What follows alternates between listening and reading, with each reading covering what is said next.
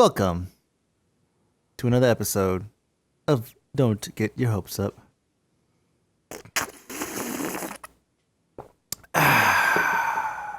Did you just snort that? It sounded like I was trying to make a slurping sound. I was trying to make a slurping sound like they do in the commercials. Where it's like glunk, glunk, glunk. Is that even possible? Hold on a second, let me try. Oh. Yeah, it kind of worked. I almost drowned. That was a lot of water to make that sound. It has to be, you have to be forcing enough down your throat that it makes a sound. Yeah. So yes. Welcome to another episode of Don't Get Your Hopes Up, starring me and also Laura's here. I am. Yep. And he's got his favorite beer, so he is ready to go. I do. I'm so excited. Tell me about this beer again. So I grew up in Michigan, and there's a lot of breweries in southern Michigan. And this particular brewery is called Bell's, and they just apparently a month and a half ago started distributing it in SoCal. So now I can have my beer that I grew up with. It's awesome. I'm drinking it's actually called Midwestern Pale Ale at the moment. So now with with some breweries and vineyards, you can actually order the stuff online and have it delivered. I know that is kind of, I don't know why, it's kind of a pain in the ass. For some reason, I'm fixated on I have to just buy my beer from a liquor store or whatever. But can you not do that with this stuff? Or have you even looked? I never actually looked. I was just in a Total Wine wandering around. And I saw it, and I was like, what? I know that the brewery that was right in Battle Creek, which is Arcadia, does not do anything even remotely like that, which is super disappointing because they have the best IPA I've ever had. Yeah. Can't get it out here. Sad times. Well, that's good to know. So not necessarily a busy week, but some big shit has happened. Yes. Just a couple of big things. One, which did not get as much traffic as I thought, but we'll talk about later, is the Mass Effect leak thing. And the other one that is getting way more traction than some people probably want, especially if you're a Valve employee, is the Steam mods are now a purchasable item of sorts, a DLC type thing on the Steam store. Have you actually gone in and checked it out for yourself? I haven't. No, I saw some friends of mine were talking about it earlier, and I was like, "Huh, that's interesting." And at the time, it hadn't really actually occurred to me the implications of what that actually means. But yeah, that's a really big deal when you think about it. So. It's a really big deal. It is it's complete Wild West right now. Because it's not like it's Valve setting the prices, right? It's like the people who make the mods get to just sort of put whatever price they want on it. Yeah, I've seen some I haven't seen any in the store. I've only seen pictures, so I don't know if this is somebody going out of their way, but I've seen a few of them now, upwards of $99. And the ones that I have seen, that actually I'm looking at right now, for if you want to see some really quick, just go to Skyrim, because for example, there's a lot of workshop items for Space Engineers, and none of it's for sale. And it could just be because of the frequency of updates and such, and the popularity of the game. But for the workshop, for Skyrim, there's plenty. You actually, if you go to the workshop for Skyrim, and on the right-hand side of the column, you'll see this is a show free mods or paid mods. You could tick the paid mods, and it'll pull it up. And I'm looking at 99 cents, $1.99, $5.99, $3.49. Some of these are just weapons. It's just some of these are characters, I suppose. But there's not a ton. There's only 18. So there's not a ton. I'd imagine by the time tomorrow and by the end of this weekend, there's probably going to be a lot more. But the one thing that caught my eye when I was going through and looking for, high dollar items was the paid items under review section, which kind of felt like it's early access. It is straight up Early access for mods. Yes, it is straight. Oh yeah, here we go. Okay, $99.99 right here. And you know the title of the mod is I Am Rich. It's called I Am Rich. You are rich if you buy this weapon, a super strong Daedric greatsword that screams money. No, you found it screaming too? money, Good. not literal. So there's obviously no amount of control. It's total Wild West. And at the same time, mods you can, and I've done this with Space Engineers. There's mod authors who put out packs, but they won't put out individual mods. And so there was a very specific hangar door that I really liked. This is before they added hangar doors to Space Engineers. And so I actually found a guy who had stripped the hangar door out of this mod pack and uploaded it by himself. And it's like, okay, if it's that easy to do, can't I just take any mod and upload it and sell it? And I know for a fact in Space Engineers I could do that because I can download a ship that somebody built, like a blueprint or something, and then I could just resave the blueprint as my own. I basically build the ship and take another snapshot and make a blueprint of it, and then just upload it with a different name and sell it. So there's no way, unless they have some kind of mod DRM. It's just no way. Do you see like the spiral, how it's spiraling out of control already? Like it just doesn't make any sense. Yeah, like it's kind of difficult to actually wrap your head around like everything that this really means. Like people are just charging whatever. I think that eventually there will be sort of a status quo that establishes itself for how much things cost. Mm-hmm. Like if you look at a lot of these, like again, just looking at the Skyrim section at the moment, there's like a Midas Magic Gold Edition, which is like 80 new and unique spells with custom graphics and effects, and that's $6. There's an armor set, which is $2. There's a town, an underground town, which is $3. And then there's like a sword that's 25 cents. So, like, then there's apparently a Half-Life mod, which is 50 cents. Well, 49 cents. So I feel like this will eventually sort of settle itself, just kind of like the mobile games market did. Like you remember even as recently as like a year ago, people were like, I'm going to release my mobile game. It's $30. You should play it. Yeah. And everyone was like, Remakes no. actually had done stuff like that. Yeah. Yeah. Yes, I agree, Kat. Cat's trying to get in on it. Yeah. The pricing could become just normalized by the market itself. Yeah, I mean, because like if you put your mod on here for $99, there really aren't many people who are going to buy I Am Rich for $99.99. But if I sold one, if you sold one, then you've got $100. But if you knew that like for the same amount of effort you could sell it for 25 cents, like because it does have a greatsword in it, you could sell that same thing for 10 cents and get 200 people to buy it, and now you've made more money. It's true. So I think that it will eventually start to settle itself out. It's going to depend on the game as well, which is going to be super interesting. Like mods for Skyrim, I could see some of those mods being ridiculously expensive and totally worth it. Like you could easily get a Skyrim mod that's actually worth like an expansion level amount of money to spend on it. A mod for, I don't know, let me pick something dumb from my library. A mod for And Yet It Moves. maybe not as expensive. But yeah, it's super interesting, and it's kind of cool in a way to see stuff like this happening, because a lot of companies, like there isn't actually anything. A lot of people think this is the case. It's not true. There isn't actually anything illegal about trying to sell mods or sell add-ons to games.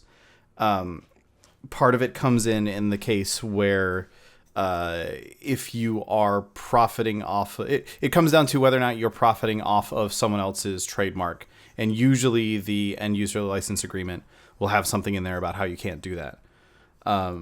It's not any more illegal by like actual federal law to sell a mod than it is to sell a stereo for a car, right? Like it's a similar concept. This is something you can do that alters the experience. Mm-hmm. And as far as the federal government is concerned, there isn't actually any difference, to the best of my knowledge. I'm not a lawyer. This is just how I understand it. But what will happen is most of the time, as part of the end user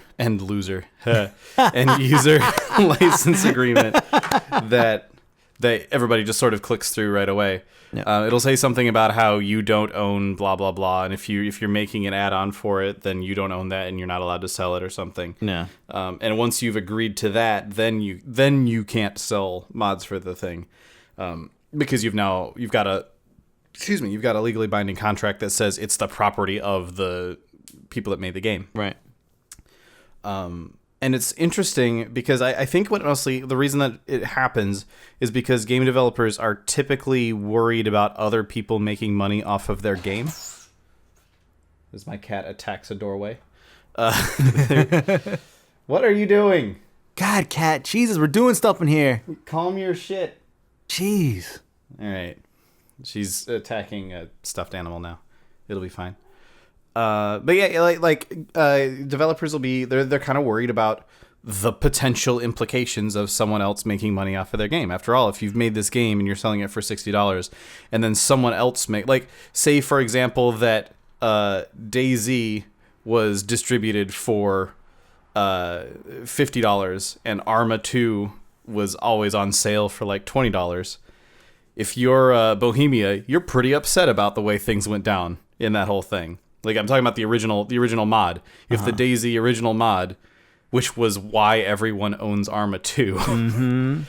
If the DayZ original mod ended up making more money off of Arma 2 than Arma 2 made itself, Bohemia would be pretty upset about that. Of course. So that's why that sort of thing tends to exist.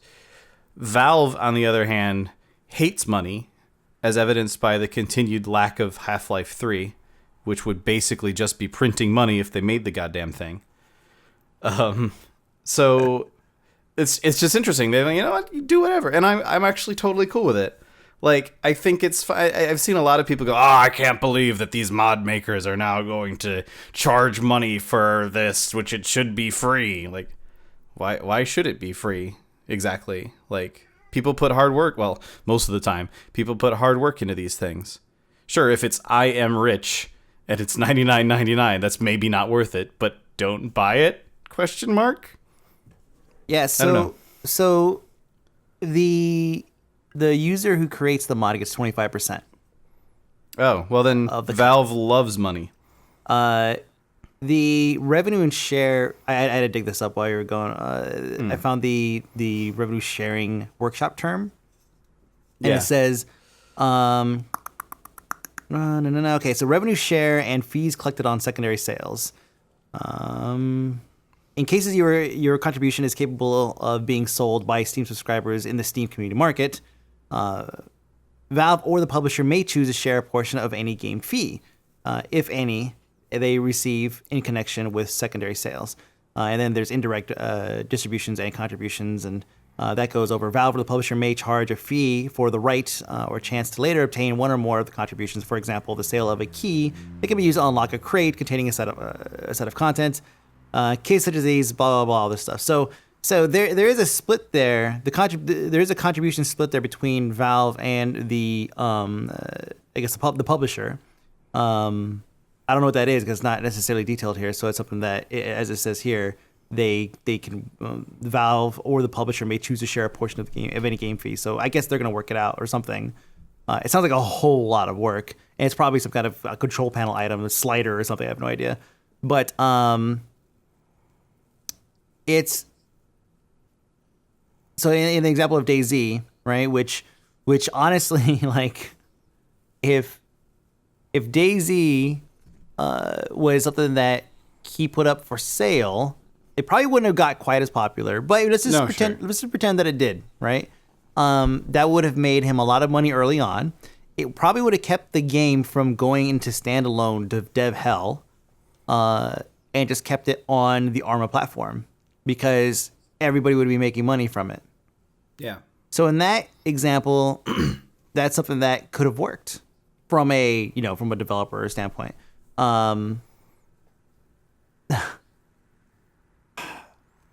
how are you not like hypocritical and say, how can you say it's in a way that's like balanced where it's like, well, but that's different because it's DayZ. It's like, well, there's a lot of other mods out there that, it's like, well, can we say that they're not allowed to sell these things because of X or whatever? Like, they reach a certain popularity level. The thing is, I don't feel like it fits. Like, even though the DayZ example, like, it could have prevented it from going into standalone dev hell. Even with that, it still would have been a better idea for the community as a whole to keep it free. Maybe. I think that, like, to me, it's more of a question of, like, how do I put this? I feel like the developers should be able to make some sort of compensation for their time. Like, I feel like if you're putting the effort into making something as expansive as something like DayZ or, a whole new quest hub not quest hub, but you know what I mean, in Skyrim, and stuff like that. I feel like if you're adding this amount of content to the game, you should be able to charge money for that. If you're adding a new armor set to Skyrim that's completely new and looks totally awesome, why are you not allowed to get paid for your time, but the original developers are? And I mean, you could say, well, because they're the original developers, but I don't think that's a good enough reason, really. Well, because you're still putting all this effort into it. So yeah, okay. So then, would you agree that a donation button, more prominently displayed and maybe integrated into the system somehow, would be better than this? I think that in any situation where you're charging money for something, if people don't want to spend money on that, they won't, and it won't work. Right. Right? Like, if all these mods come out for Skyrim or something and nobody thinks they're worth the money, and nobody wants, none will sell, people will stop listing their mods up for sale.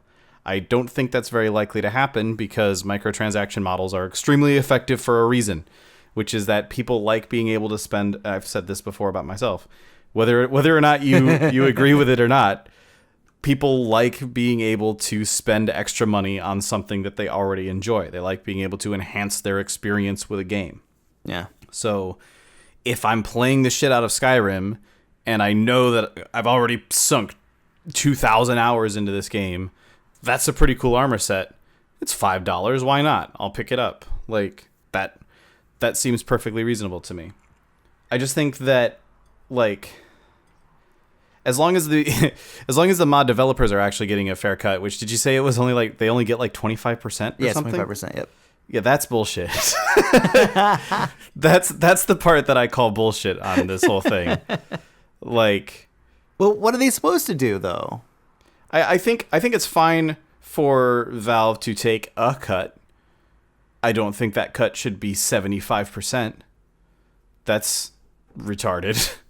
Like, hey, it's like if you go on, well, even like Twitch, like there's been a ton of arguments that no, I should be making more than 50% of the cut from my subscribers because I've earned, like, I'm the reason that the subscribers exist. And yes, I'm using the Twitch platform, but maybe I'm these subscribers would not be subscribing if it wasn't for me. And I think in the case of something like that, it's harder to make an argument that it shouldn't be even, and maybe for these mods even it should be even. But to take 75%, that's a bit presumptuous, given that they could just list it for free. Like, I'm now thinking about these mods that are listed up here for like 25 cents, 10 cents sort of mods that are listed up here. If I get 2 cents for every one of those that I sell, I might as well just fucking list it for free because I'm going to get $5 if I'm lucky out of the whole thing.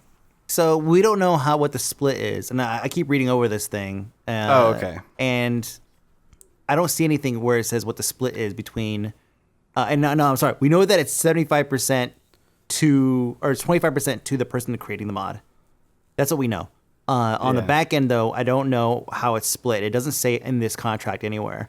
I don't know if I have to, maybe it's another agreement somewhere, or maybe I have to actually publish a game. I have a publisher's, I don't know, a widget or workshop or something that I could work into, or a control panel. But I don't see that side of it. But I honestly kind of don't care where the money goes, to be honest, past that. Yeah, you're just thinking about it from the creator standpoint. Yeah, exactly. Like, if I'm only getting 25% of my $100 you are rich sword, then it's only $25. It's only $25. That's not rich. I'm not. Yeah, that's not rich at all. You barely order a pizza delivered for that much. It's like, yeah, a small pizza, some wings, and a Coke. Yeah. Yeah, Rich. the rich. So there's a refund involved too. I don't see it on the sheet here, but others have said that it's a 24-hour refund. But still, it's, oh man, it's so hard because I think there's a couple of things that go wrong. People will stop working on things. It could be the mod creator will stop working on his mod. There's Space Engineers is the best recent example for me because I've downloaded and tried so many mods, which now I look at and it's like, wow, that could potentially cost me like $100. But there's a lot of mods that just, frankly, just flat out, they just don't work because people have moved on from the game. And it even says here that the in the Q&A, it says if the mod developer ceases working on the mod, your best course of action is to go on the mod page and leave a comment to alert him that his mod no longer works and to encourage him to continue working on the mod. So yeah, that's totally going to happen. If your mod doesn't work anymore, then hope. It's totally not going to happen. The only notification that person's going to get, that mod developer's going to get, is the green notification at the top of your Steam bar, which mine says 119 right now because I posted a bunch of things for Warframe a while back and I still get comments on them. And you know what? I don't look at it. It's just, I mean, look, let me click on it right now. It says 69 new comments. I mean, that's what it's going to look like. It's going to look like comments. And if you're a mod creator, you're going to have so many comments. You'll go to your page every once in a while, but you're not going to look at it from a notification. It's not going to alert me. Yeah. It's going to add to this ever-growing number of stuff that I have. Yeah, there definitely needs to be some sort of system to deal with that in place, where this mod doesn't work anymore and it's flagged for review or something, and then Steam has to go in and someone can look take at over. It. Yeah. Someone can take over, or the people that paid for it, like, assuming that like maybe there needs to be some sort of period on it or something where it's like, once you buy this mod, if it doesn't work a year later, then you can get your money back or something. I don't know.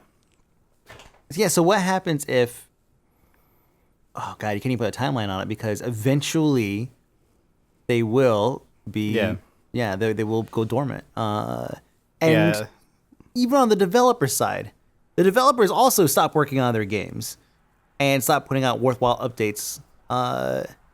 So yeah, I mean, I would imagine. Sorry, I was just saying. I would imagine that once the developer stops working on the game, the mod won't break, because like there's no reason that it should just up and stop working if the game itself isn't changing. No, that's true, but it's the point is not that. It's that this is now yet another reason why people, why developers could say, hey, I don't have to necessarily put out major updates every week because there's all these mods that I'm still making money from here. Yeah. They don't have to worry about it. That's a risk. I mean, and all this is like, you know, these could be fringe. They could not. I mean, it's think about the incentive. It's like, I want to make money. I want more people to buy my game. It's like, well, if I keep putting features into the game, I'm taking away from the opportunity for somebody to create a feature as a mod, and I can make money that way. So why don't I just make another account and upload mods that are the actual features for my fucking game and sell them that way? That way I can continue making money on my my game. Like I realize this is like the super devil's advocate, but it's possible. It's totally possible. Yeah, I mean, there's definitely lots of potential issues, but I think those issues can be resolved And the reason I say that is like if you take a step back for a second and think about what games even are, they're not much different than mods for computers, right? Like there's an operating system on the computer, and games are something that play into the operating system to cause something else to happen. Okay. So, like, if you think back to the earliest games, like the earliest PC games, especially back in the DOS days, where it's like, Turtle. okay, yeah, or like the Snake game or whatever, like stuff is super hacked together. The system is entirely not designed for this, but they found a way to make it happen, and an entire industry, multi-billion dollar industry springs up out of that. So, and nowadays no one's going, yeah, I mean, really games should be free because they're just these little things that you add on to MS-DOS, right? Like that's not something that anyone says anymore. So I don't know. I kind of feel like I'm okay with this concept. There's a lot of work and a lot of legal work, especially, that's going to need to go into making sure that people don't get ripped off. Right. But the risk of that isn't... I don't think that the risk here is suddenly mods stop happening. I think the risk is that paid mods don't work. No one buys them. Yeah. They stop happening. Like, if if people don't want to buy paid mods, guess what? They won't sell, and this whole system doesn't work, and we're right back where we were when we started. So... Yeah. Like what if, and this is happening in space engineers and medieval engineers. Like you make a mod, or you say you buy a mod. For example, the hangar doors again. Let's use that. So let's say I spent, $2 on these hangar doors. $5. I would have paid $5 for these hangar doors. They were so nice, right? $5. Boom. They added hangar doors into the game, and it's like, oh, okay, well, crap.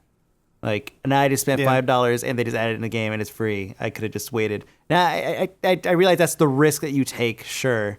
But, oh, man. So there's ups and downs. I see them. I understand. There's ups and downs. On the I think a major plus, I know I'm being a negative Nancy here, a major plus is its incentive for publishers to add a workshop functionality to their game. Yeah.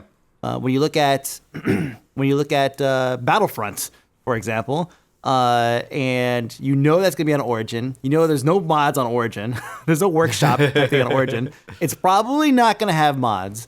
Well, this is one of those things where it's like you're going to miss out on all this extra revenue. Yeah, you can make your own DLC, EA, if you want, or you could just let the community make the DLC for you and take a cut and sit back and just basically rake in the cash. So there's definitely upsides to this. More moddable games, I think, would be great. Yeah, definitely. And like, if you think about it from the perspective of the consumer, like more content is more content. There's going to be a point where people stop developing content for a game. But like, just taking an old example for the sake of discussion, what if like Warcraft 3? Like Warcraft 3, awesome game. Mm-hmm. The Frozen Throne, awesome expansion. And then there was no more Warcraft 3. What if you can buy Warcraft 3 and then people keep coming out with new expansions constantly? And sure, you still have to buy them to make sure that people are getting paid for it, and that people can continue making it. But I'm totally cool with that. Like, if I could have had 12 more expansions for Warcraft 3, I totally would have spent money on 12 more expansions for Warcraft 3. Like, and at some point, Blizzard as a developer sort of had to move on and go, okay, well, now we've got to work on other projects. And that's just always naturally going to happen. But if you're willing to buy mods from people and buy new content from people that aren't necessarily the original developer, then I think that stands to be a pretty solid win for, like, now I've spent my $50 on Warcraft 3 or however much it cost back then. And I can continue to spend $20 here and there to get more content for it. I don't know. I think that would be pretty cool.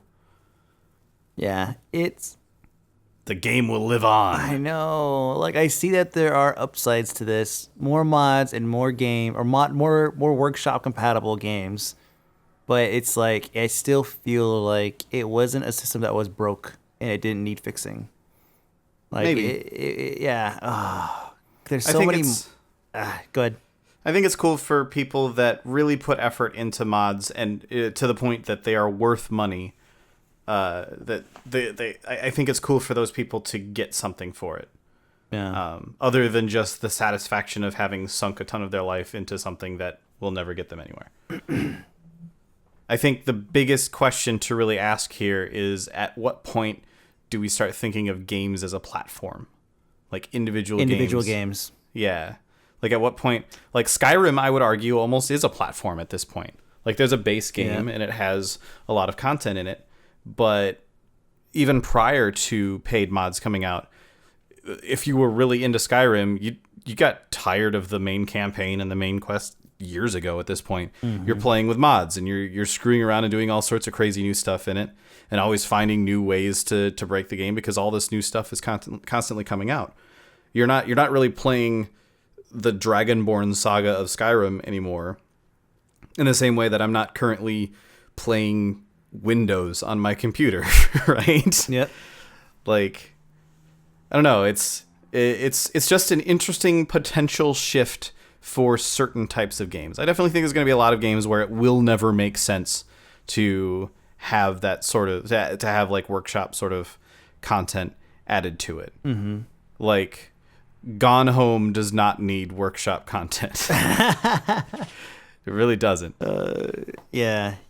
Oh man, it's tough. It's tough. It's. I know that you've actually spent your time writing a ton of mods in the past, or UI mods or add-ons. Still, you're putting you're creating something for another platform, for a platform that's going to benefit yourself, of course, because usually that's how things derive from, and also other users. So. I see the point of that, but it's like it hurts because it just didn't feel like it was that big of an issue before. People come and they create something that's awesome, and I do think there's going to be a lot of requirement from developers to be very careful about, especially in like multiplayer games. Mm-hmm. It's going to be very, very important for developers to be very careful about stuff, like not breaking mods. Oh, are you talking about the publishers, like the actual game creators, or the mod developers? The original game developers are gonna looking at World of Warcraft as an example. Tons of people use things like DBM to do boss encounters. It's almost considered mandatory for raiding, and especially at the high levels of raiding, it's considered mandatory to have something like DBM. If DBM, bigwigs, all of those tomorrow said, you know what, it takes $20 if you want to use our mod. It costs $20. That has such a significant impact on the game itself and how people play it and enjoy it that Blizzard would have to step in and go, no, you're not allowed to charge money for this add-on that you've created and distributed for free, and the game has built up around it in such a way that like encounters are designed knowing that people are going to have boss mods nowadays. Yeah. Because everybody has a boss mod. It would be stupid not to design encounters in that way. So, yeah, like if suddenly DBM and bigwigs cost money to use so that people have to buy an extra add-on to be able to play the content that comes with the game, that's problematic. And that's just the sort of thing that developers that choose to list their title in the Steam Workshop and allow people to submit content there are going to have to be watching out for to make sure that there isn't like, oh, you can buy this awesome new gun. It's $10 and it's the best gun in the game sort of thing. Like if Counter-Strike started selling like the golden op that always hit every time or something, that would be bad. That would be bad. Mm-hmm. All right, well. Which is the opposite of this beer that I'm still drinking, which is amazing. Speaking of amazing. Mass Erect. Mm-hmm. Like you actually on your mobile like sent me the link. Yeah. Like just in case I forget, dear guy, like this is. Yeah, I don't remember where I originally saw it, but I was like, like, oh my god. So, it's a rumor It is a rumor. Mass Effect 4 details leaked through survey. Yeah. So there was a survey that was sent out, and Supposedly. supposedly, It's not like we're basically going off of what some guy posted on a forum. yeah. Apparently, a couple people said they saw it, but still, it's still a couple people on the internet. If you're not gonna trust one guy on the internet, you're not gonna trust a couple people. Yeah. But yeah, I saw it too. I also saw it. I didn't really actually see it. Oh, I was gonna say, wait, what? No, I would have believed you. Exactly. I'm so just giving the gullible. example that people can say anything they want on the internet. It's the goddamn internet. So the I've actually played Mass Effect 4 twice. what? Mm-hmm. Jesus Christ. So the if you haven't read it, it's pretty good. It's actually super detailed, and that's one of the reasons why it doesn't really feel like it's fake. Is because one, they've done this before, where they've sent out surveys and they've done all this stuff. And two, it doesn't really read like some BS. Like when you're reading it, it's like, oh yeah, this totally makes sense. It's something that they would do without being too far fetched.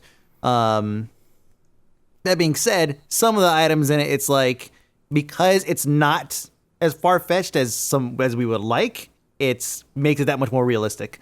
For example, one of the see, where is it at? The new species they're introducing in this supposed Mass Effect 4. Just pretend every time I say Mass Effect 4, just pretend I'm throwing up air quotes. That way I don't have to do it every time. Thank you.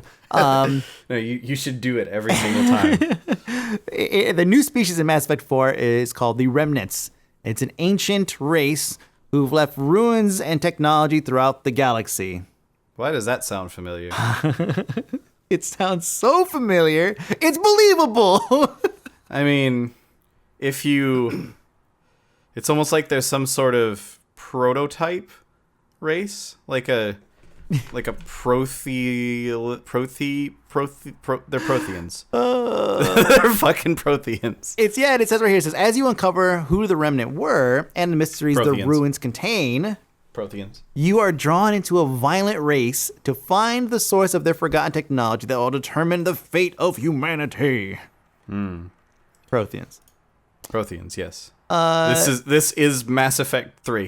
This is it's minus maybe some I liked how in the intro paragraph it says the next Mass Effect game takes place in the Helios cluster, a cluster of hundreds of solar systems in the Andromeda Galaxy, far removed by time and space from Commander Shepard's heroic acts and the final events of the Mass Effect trilogy.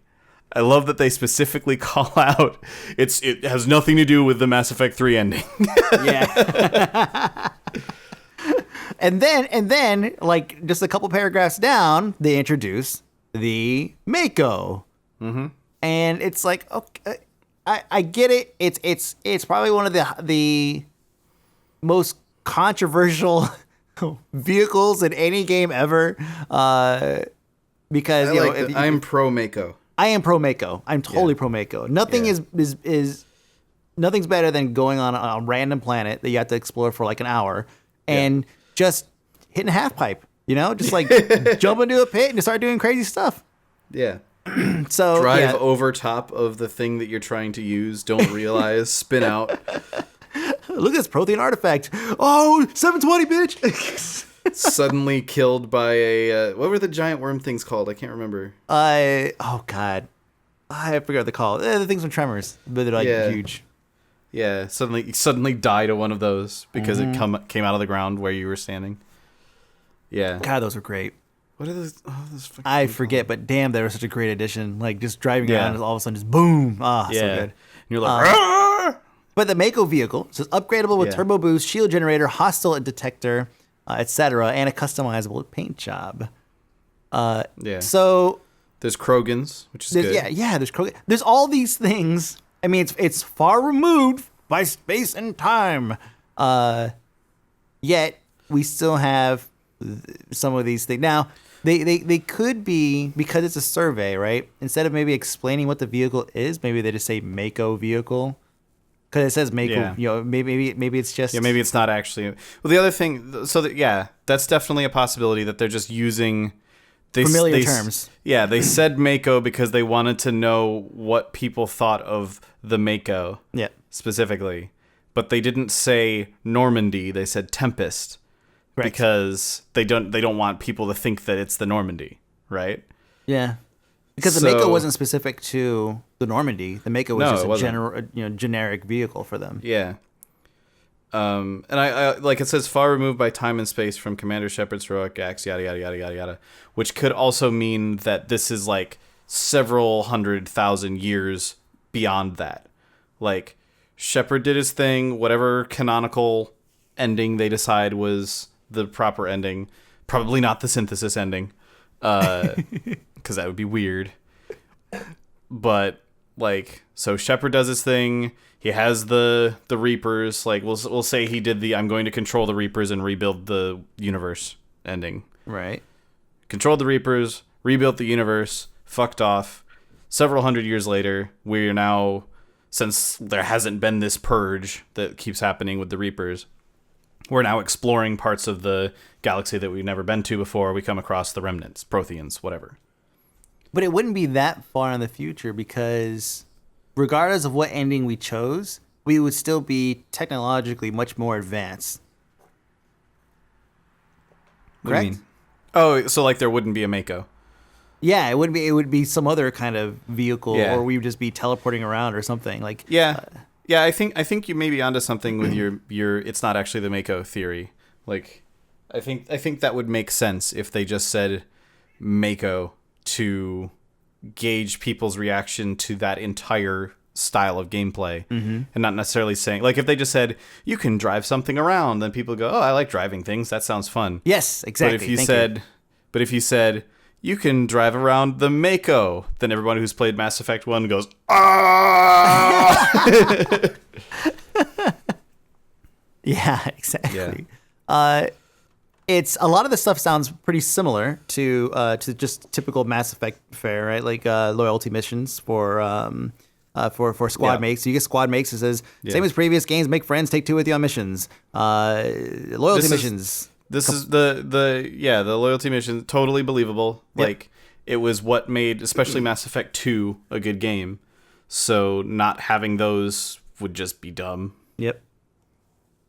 Yeah. So it's what makes it so believable outside of the context of it and how it's happened before and whatnot, is the fact that it is not so original that it's supposed to be like some industry revolutionizing whatever. Like it's not going to change the face of gaming. It's just going to bring us more of what we already liked in the Mass Effect series. And that's exactly what makes it believable. Yeah. Also, it's probably good to point out that Dragon Age Inquisition was leaked through a survey like this.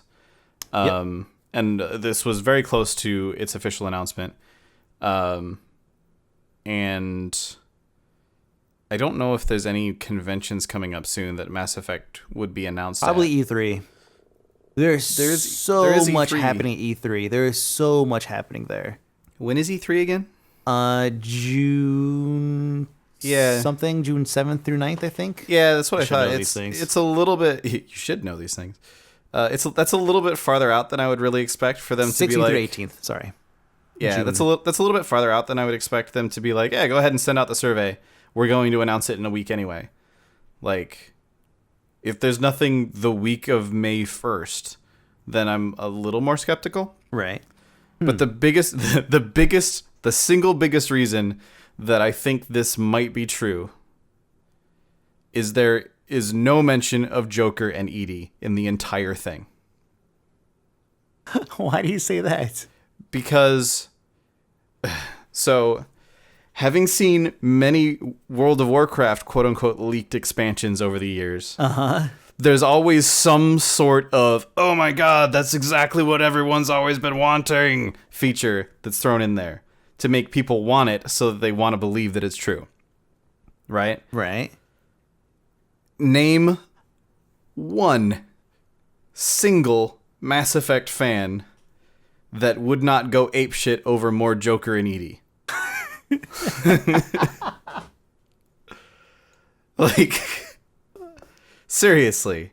There's no mention of any of the original characters other than mentioning that Commander Shepard isn't even there. Like, they mentioned the Krogan, and I guess that kind of falls into that category a little bit because Krogan are awesome.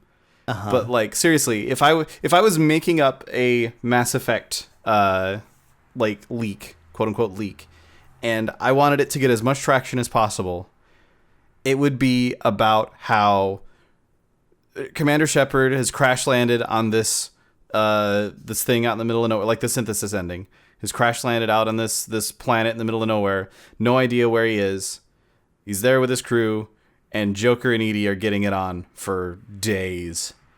Like that's what it is. That's what it's about. This is far enough.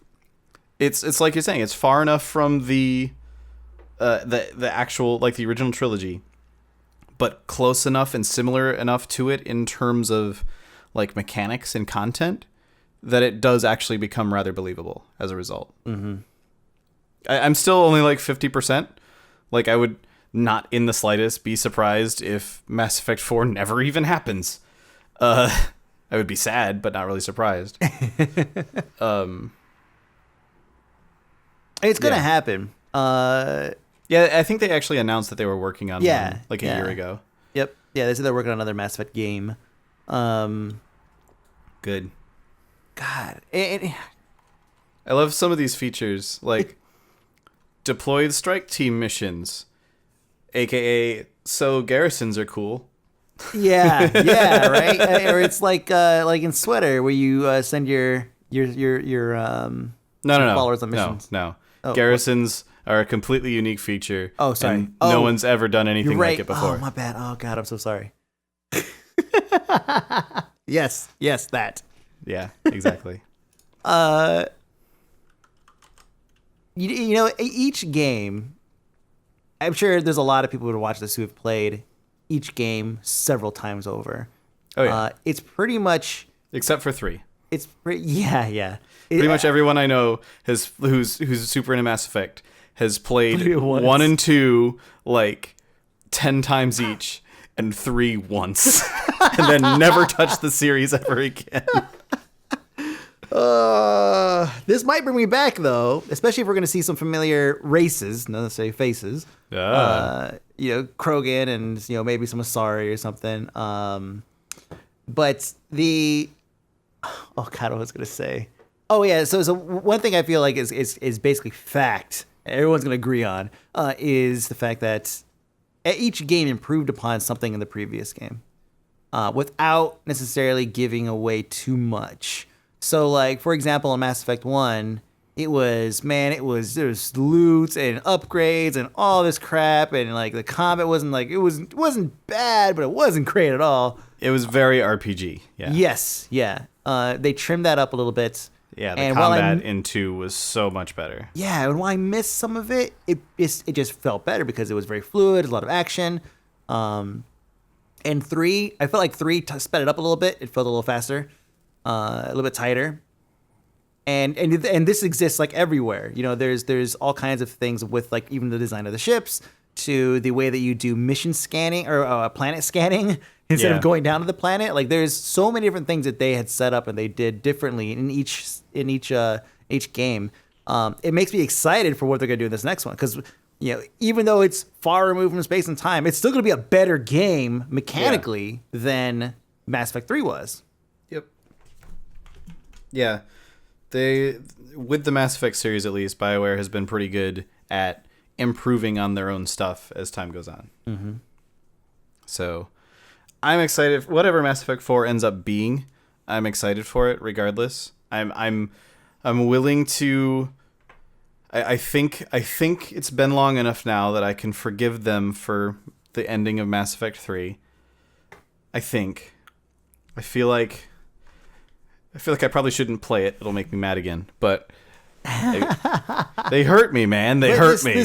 I don't know if I'm ready to love again. Removed from space and time. So it's none of the actions that you were forced to make have any impact on this new universe. Yeah. So you're fine. You're good. You're good, man. You're good. just go back and play 3 and just be like, doesn't matter because I'm going to be in another dimension here shortly. Yeah. It reads pretty well. It's not hard to find. Mass Effect details leaked. Just Google that, and you'll come across this. It's actually, if you go to the NeoGAF forum post, if you're gonna look for it, because it's laid out pretty well. It makes it pretty easy to go through and check it out. Yeah. But I am looking forward to it. I think that we're gonna hear something at E3. God, who just got some E3 time? So we know Bethesda has some E3 time, right? Bethesda. All I know about E3 at this point is I think I have a badge for it. Oh God, I gotta update my stuff. Yeah, I have a badge too ish. Squeenix has a conference slot too. So it's like we know we're gonna get Fallout 4. We know that Squeenix has some space, so I don't know what necessarily that means they're gonna announce. I mean, they just there's so much hype around Final Fantasy 15 right now. Like, what else could they possibly put out and talk about? Squeenix, they could announce they're gonna stop making games. That'd be exciting. We're probably gonna see. God, they have so many games. They have so many games. I mean, they're known obviously for Final Fantasy series and of course Kingdom Hearts, but they have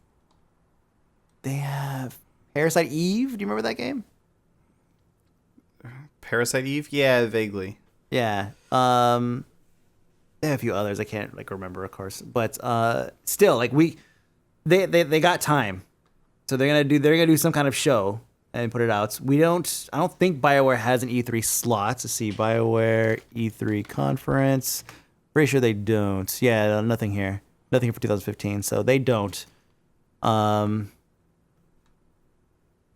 still feel like they're gonna say something.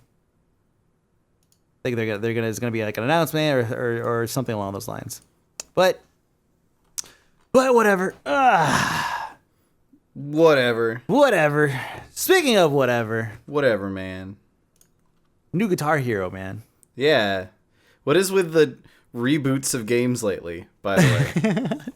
I know, right? Like, we had 2 weeks ago, we had Tony Hawk. Right. What did we have last week? I don't remember. Was it not Tony? Oh God, I don't remember. There was something we were talking about last week. Oh, I deleted everything on our list. Whoops. Oh, good job. Yep. So yeah, we talked about a thing last week that was a reboot. Yeah. Was it a I don't remember. We talked about a couple of leaks last week, and I don't remember what they were now. There was the leaked trailer for Superman versus Batman. Yep. And then Battlefront. There you go. Oh yeah, Star Wars Battlefront. Yep. Yeah. Yeah. Which apparently is gonna be worse than Battlefront 2. Oh, good. Some of that leaked stuff really took the wind out of the sails for me. Yeah, definitely. The information they gathered.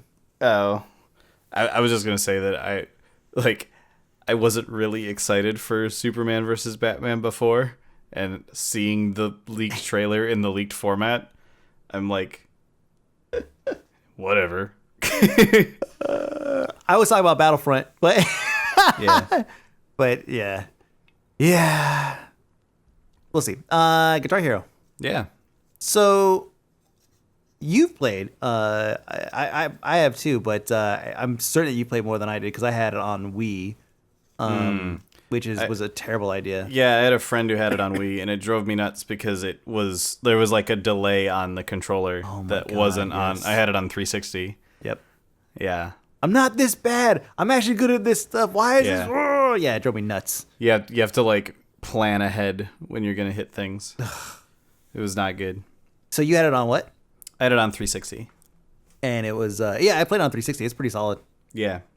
So did you get a ton of? No, do you have Rock Band or Guitar Hero? Guitar Hero. It was specifically Guitar Hero 3 was the one that I played a ton of.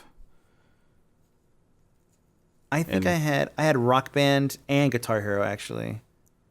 Yeah, Rock Band is I can't remember which is which, but I remember there's like a ton of DLC for these things, and you buy these songs, and I bought like all these Nine Inch Nails songs and all these Green Day songs. It was like, look at me, I'm 16 again. But what did you do with all the equipment that you had? It's around here somewhere. Oh, you still have it? Yeah. Have you tried getting rid of it? No. It's impossible. Yeah, does no one want it? you can't sell it because nobody wants it. And I'm not even talking about, like, obviously now it would be impossible. Like, I tried selling it like 4 years ago or 3 years ago. I had the drums and the guitar, and I tried to. I took it to GameStop, and the dude just laughed. Yeah, they don't want it. Yeah, he was like, he said, "We can't sell this, dude. Like, we get so many of these things in that they're just stocking up. Nobody's buying it." And I was like, "Well, shit." And I mean, I probably could have put it out on the curb on trash day, and they wouldn't take it. And so yeah, I ended up like taking it apart and like throwing it away in pieces because I was using the parts for something I don't even know. Yeah, I still have. I just had the two guitars, and one of them doesn't quite work right anymore because I was actually trying to play it like, I guess it'd probably be about a year ago now. But I was actually trying to play it, and one of the guitars, I ended up like taking the guitar apart and trying to like clean it and stuff to make it work again. One of the buttons doesn't work very well. But yeah, I still have it. Did you? So none of that equipment works obviously with the new one. They have a new guitar. Yeah. That has an array of like 9 buttons on the neck. Like 6 buttons. Yeah. Oh, is it 6 buttons? But it's set up in a row of 3, right? So it's 2 by 3. 2 rows of 3. Yeah. Got it. Which I'm actually super like. I actually really like that, because like I always would get really annoyed and lost like trying to move my hands up and down the fret. I'm much cooler with the just because like having played a lot of guitar, I kind of feel like if you've played a guitar, that makes learning Guitar Hero harder because you have to like forget how to actually play a guitar and then play this little plastic thing, and you have to start doing a bunch of stuff that's super weird if you've ever played a guitar. And it's like bouncing back and down up the thing. Whereas if it's all in the initial, if it's just in that initial 3, like first 3 frets basically, and it's just up and down on that. So like the top string and the bottom string basically. That at least kind of feels like if you're playing like an acoustic and you're not trying to do any power chords or anything. Yeah. That at least kind of feels a little bit more natural, I think. I'm just guessing. I haven't played it, but yeah, and it makes sense because in your scale, you're really only using like 6 notes, anyways. And I mean, it's not simplifying guitar playing in any way whatsoever, but the number 6 makes more sense than what was it, 4 buttons before or 5? 5 buttons. 5 buttons. That 5 doesn't really make any sense at all. Yeah, no, it doesn't. It was just like a roll of the dice. Let's choose 5. Like 3 would have made much more sense. That. I think it was just like they wanted to be able to start with 3 because they knew that's really simple, and then they were like, okay, also we need 2 more difficulty settings. yeah. That what do we do? Yeah, when you're playing it in like easy mode, you're only using like one row or something. But so yeah, you have to get all new hardware, which apparently people are pissed off about. I don't understand, like why would they think that their 7-year-old plastic guitars would still be useful? Yeah, and people are like, oh, it's like a flight stick. It's like, not like a fucking flight stick. No, it's not at all like that. No, it really isn't. Like seriously, it was a game specific piece of hardware. Yeah, and like, sure, you were able to use, and I'm sure they'll come out with this one, and then they'll find ways to be like, and there's more. We can sell you 3 more versions of this game. So you can keep your controller around and get some extra out of it that way. But no, like, it's not even going to be on the same consoles. I would be shocked if there's a 360 and a Wii version of this. Wii U, maybe. Yeah, Wii U. Even then, I'd be kind of surprised if they're actually able to make it. But Yeah, I guess because the way that they're doing the environment that you're in when you're playing. Yeah. Did you watch that video? That yeah. it is really interesting. It's super the concept interesting. is super easy, but it's really interesting. Yeah, so like they're doing this whole thing for anyone who's not aware. We're like, so in the previous Guitar Hero games, like you're playing Guitar Hero, and it's like you obviously you're focusing 99% of your attention on the things streaming down the little buttons streaming down the frets. But in the background, you're like watching a character that you picked sort of prance around on the stage and do stuff, along with some other like cartoony characters. What they're doing in this new game, which is called Guitar Hero Live, is they've actually like shot a whole bunch of footage of like from a stage, like using this little robot that was like moving around on stage pretending to be someone playing a guitar. And there's like other actors and like actual musicians that were up on stage, like people from actual bands, like frontmen from actual bands and stuff are up there. And there's like an actual crowd and stuff. And they've made it so that that's sort of how you get your feedback now, is you see the crowd is super hyped. You see that your fellow bandmates are super into, like they're playing off of what you're doing, or they're like shouting at you for being terrible and ruining their lives. And I think it's cool. I'm a little bit skeptical of how well it's actually going to work, because like the pitch is, this makes you feel like you are actually up on stage playing in front of everybody. The reality is, I'm not going to pay one single iota of attention to any of that shit. I'm going to be watching these little things streaming down a fretboard and pushing buttons and flailing around. It's totally gimmicky, but seeing it in action is pretty amusing. Like it just does like a flash and it swaps from, they're really into it. Like they showed the drummer, right? And she was just going to town, and everything was great. And then like he intentionally like kind of started missing notes, and it does a little flash where it changes modes or whatever. And she kind of looks at him, just kind of like, "What are you doing?" Like she looks over and she's like, "What are you doing?" Like if it wasn't for the flash, they could almost like morph it so it doesn't even cut. But it's definitely a neat concept, but I'm sure there's gonna be more intense like scenarios where like you can't ignore it, where the singer comes over and is yelling at you or something, or something like that, where it's super obvious and in your face. Where even if you are trying to pay attention to the note line, which if you're doing that terrible, you're probably not. You would notice it, but you're right. Like, oh god, I don't know. Actually, no, that's actually. If you're playing and you're really into it, and you look up and you see the crowd and they're really into it, and I realize this is all simulated, it's all a game, it's all whatever, it's a gimmick, but it could have a positive impact in terms of like you mentally and like how you're playing. It could actually, Yeah, it could feel cool. Yeah, I think. The reality is, if you've ever, like, for anyone who's ever played on a stage, you can't fucking see the crowd. There's giant lights in your face. You can't see them.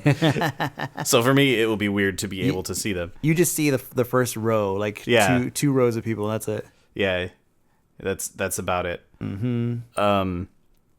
But yeah, no, like, it's gonna be interesting to me to see how negative of a feeling you get when you're not playing well, because there's always those songs that like it takes you like. I have a really hard time with some songs actually following what is happening on the screen. I have to kind of figure out what it's going to tell me to do and remember what the like pattern to go through with my fingers is. And so there will be songs that I fail at many, many, many times.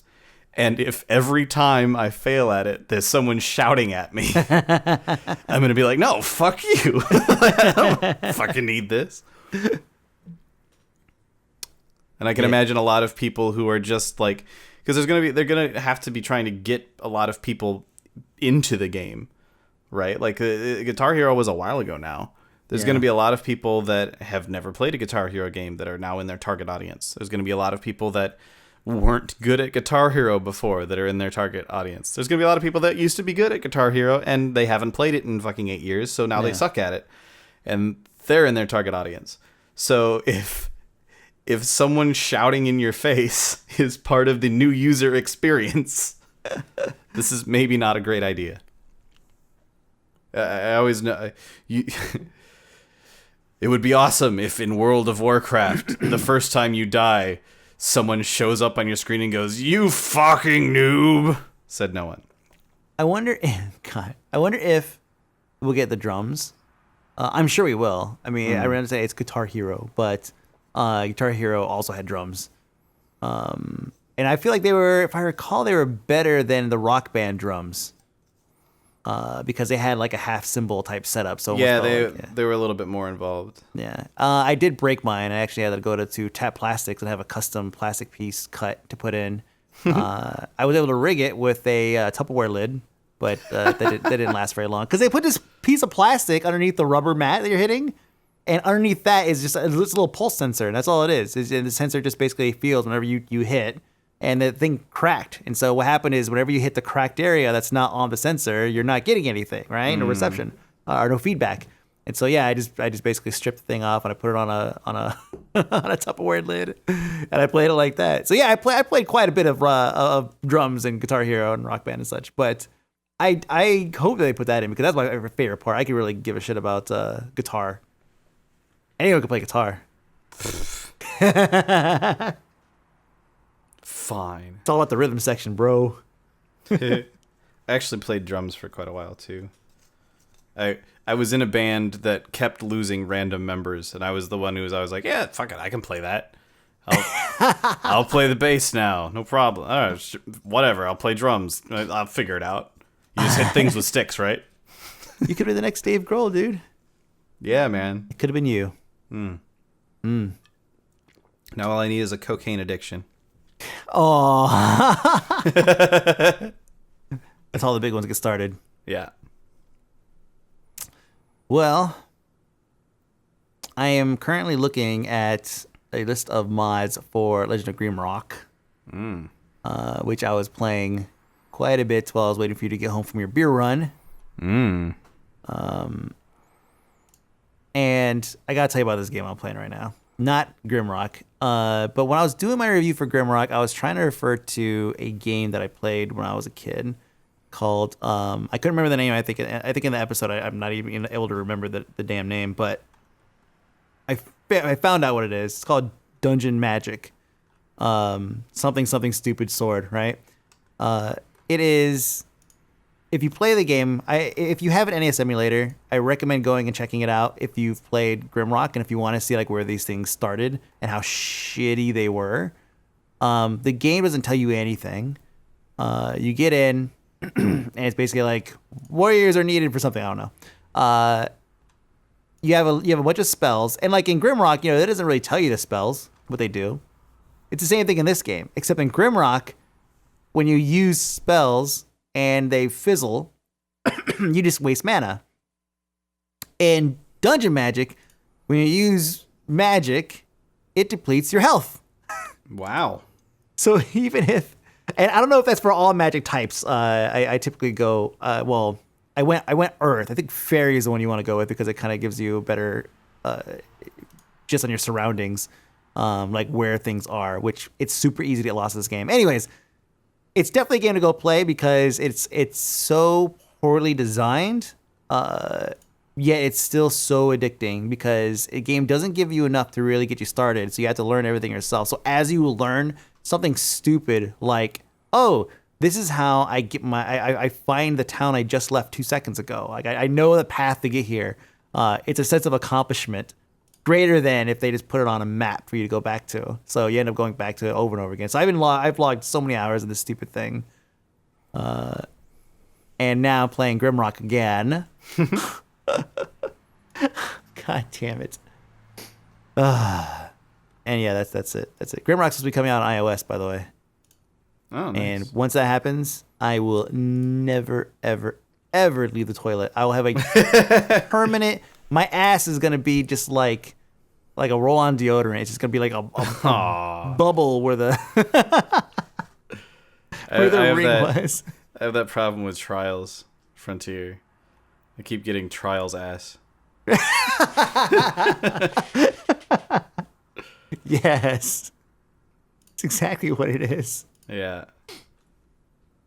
How you doing in that, by the way? Pretty good.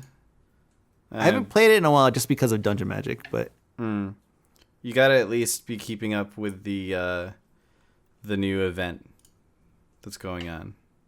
Yeah, I need to. Yeah. I hope I do shit. I need to. Yeah, okay. Okay, I will. I'm going to tell you this and then not do it. But Yeah, I totally will. Don't worry about it. I'm going through my Steam list, looking to see what games I have things on the workshop that cost money. There's not a lot. Yeah. There's really not a lot that. Well, first off, there's not a lot that actually have support, which is kind of interesting. Because some of these games, like I look at it, it's like, oh man, like gratuitous space battles. Like, wow, that doesn't have support for workshop. Like that game was like made for that. I don't know if you ever played it, but it's basically just a bunch of spaceships and gratuitous space battles. But yeah, no, it doesn't have anything. Gauntlet doesn't have anything. Like anything that has like these static elements or these static environments, they should have some kind of like Gauntlet. It's like they're dungeons. Just allow us to make our own dungeons. FTL doesn't even have one. What? FTL doesn't have one? That doesn't sound right. Yeah, FTL doesn't have one. Yeah, wow. Once again, this is an example of how this system would actually help bring more support to workshop. Incentive, I should say, to workshop. Yeah. This has now turned into my looking through the games that I own on Steam that I've never played. 7 minutes, 57 minutes, 22 hours, 3 hours, 0, 41 minutes, 1 minute. 1 minute. Oh, Final Doom. Come on. I've played plenty of Z Doom. Oh, gosh. Yep. All right, well. Curious which of these I've spent the most time on. Oh, I think you can look that up on your profile. Okay. I'm curious what it is. Tell me what it is. It'll probably be Operation Arrowhead. View my profile.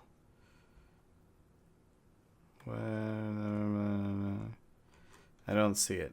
I don't see a thing that says it. Wait, view all 149 games. All games, sort by playtime. Yeah. Arma 2, Operation Arrowhead. Because of Daisy. Yeah. Followed by Left 4 Dead, followed by Left 4 Dead 2, followed by Worms Revolution. What? Are you serious? I have 45 hours of Worms Revolution. Holy crap. That's impressive. Yeah. At some point, Steam lost all of my time history. Though, because according to Steam, I've played Team Fortress 2 for 29 hours, when in reality, I have something like 80 hours on The Engineer alone. Oh, yeah, you told me about that. That's right. Yeah. I have, number one is Space Engineers, 636 hours. I played 2 hours of that. And you don't really remember them? I don't remember them, no. Arma 3 is actually my second with 187 hours. Weird. I don't even have Arma 3. You don't own it? No, why would I? Oh, interesting. I don't know. I only bought it. I only bought it because Shizzle. And why have you played it for 132 hours? I played it for 187 hours. And I don't necessarily remember exactly why I bought the damn game to begin with, but I mean, I guess I had a good time. Don't Starve, 133 hours. Yeah. Trials, Evolution, 119. Obviously, the 119 just PC, not including the Xbox, FTL, and there's Arma 2 is down there a ways. Warframe would be much higher, but I played it standalone, so it doesn't obviously it doesn't keep track. But just on Steam, I played 61 hours, so I think I'm probably up to about 400 hours on that one. So that would be my second most played game easily. Yeah, huh? Can I do this by like? I wish I could filter it by my most recent, like this year or just last year. I'm trying to find. I tweet a lot, so this is going to take forever. Yeah, no, this is a waste of time. A while ago, I tweeted the amount of time I went through and on all of my alts that I still have. So obviously not counting the ones that I've deleted after playing for several hours. I went through and figured up my full played time in World of Warcraft. And, Oh, wow. Okay. yeah. And I don't remember exactly what it was. It's probably a very long time. Yeah. Oh, God. I know it's a long time. It's like a year for you or something ridiculous. Oh, it was well over that. It was something like 626 days. Days? Really? I would Yeah. have been impressed with 300 something days. I don't remember exactly. I'm trying to find it again. I'm probably remembering it wrong. I mean, I know there's like plenty of AFKing here and there, but Jesus. Wait. 647 days, 9 hour 35 minutes. That was in December. It's gone up since then. Wow. Well, that's good for you. Good. It's a lot of time. All right. Well, have you been keeping track since then? Because you should, because unless you want to go back. I ended up finding a mod that makes it really easy to do. I just have to log in all of my characters, like rotate around logging in on all my characters to do it. Oh, cool. Okay. Yeah. That's But good. yeah. So yeah. I've played a lot of World of Warcraft. A bit. Yeah. All right. Well, I'm gonna go to sleep. Okay. Can you do me a favor? What's that? Can you sing me a song? Put me in bed. Rockabye Mike be on the internet. When the wind blows, you're a dick.